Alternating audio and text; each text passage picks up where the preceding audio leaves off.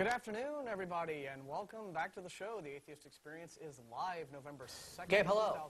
2008. Hey, how you doing? Hey, Jen. We're good. Hey, how's it going?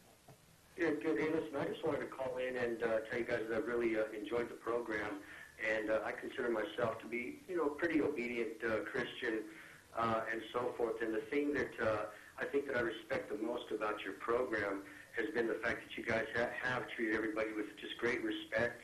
And I'm actually kind of disgusted with some of the Christians that have called in and are calling in for nothing more than just to be argumentative. And they really aren't considering, the depth of their own beliefs and their own comprehension. I don't think you guys have ever challenged a person without, at least provoking them towards what are their beliefs. I saw Matthew and I guess it was Tricia the other day, and they were talking about Tracy. a segment on beliefs. And I guess I'm speaking to all the Christians that are watching your program, because I would imagine there's tons of them, and say to them, guys, don't call in just to argue with the folks because they are atheists.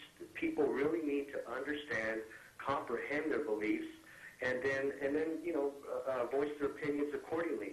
And I just wanted to call you guys in as a Christian and say, I really thank what you guys are, thank you for what you're doing, because it does help those who have come to grips with their faith, either strengthen it more or go really, really educate themselves one way or the other. And I just wanted to say that I appreciate you guys for the respect that you show.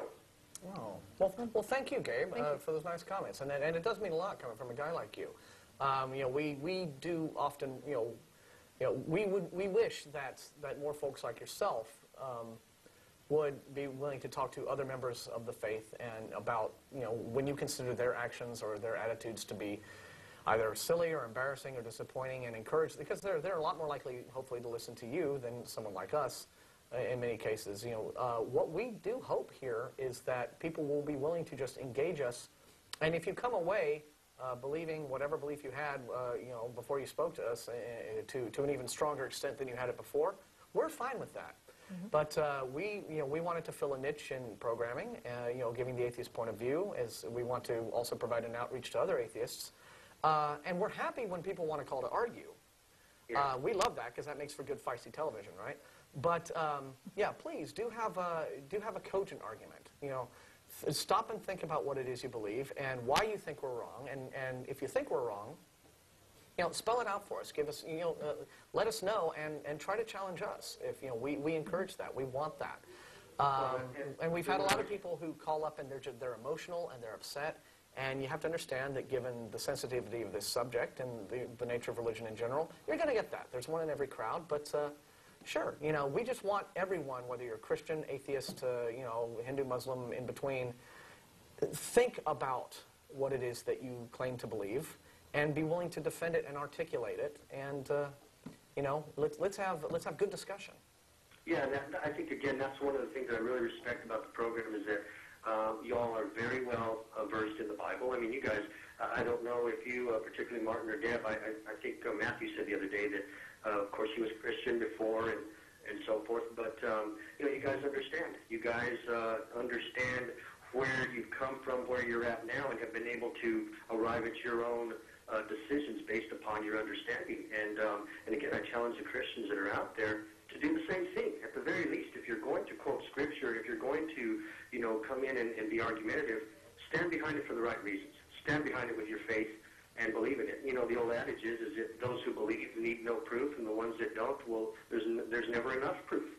And you've just got to be okay with that. But you can't start pointing fingers. But something, I actually... who don't believe and say that they're wrong or that they're evil or something.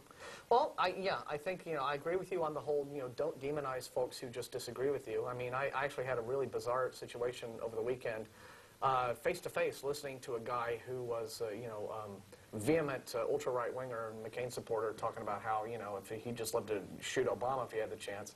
And the way that people can just get so out of control and irrational with their emotional states, and just having so many wrong ideas and not knowing how to express their frustrations other than through, hysteria and bizarre fantasies of violence is just really sad that anyone could get to that point. But people are people, and we have these flaws. And I'm going to let you go, and I appreciate your call very much. Thank you, Gabe, because we're actually done.